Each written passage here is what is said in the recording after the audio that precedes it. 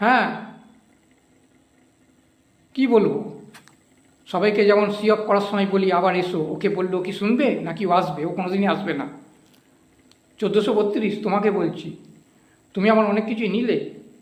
তুমি আমার কর্মক্ষমতা নিলে, আমার বয়স নিলে, আমার সময় নিলে, তার বিনিময়ে তুমি অবশ্য দিলে। আমার কর্মক্ষমতা হ্রাস করে দিলে, আমার সময়টা এগিয়ে দিলে, আমার বয়সটা বাড়িয়ে দিলে, আরও অনেক কিছু। তুমি আমাকে সবচেয়ে বড় যে উপহারটা দিলে, তার জন্য তোমাকে কৃতজ্ঞতা জানাতেই হয়। আমার কন্যাকে সন্তান দিলে, সঙ্গে সঙ্গে তুমি আবার আমার কন্যাকে অসুস্থতাটাও দিলে, সেটা দিতে ভুলে যাওনি। আমার চিন্তাভাবনাগুলো বাস্তবায়িত করতে দাওনি, আমার ভুল ত্রুটি শোধরাতে দাওনি। সেই হিসাব তোমার কাছেও তো আছে।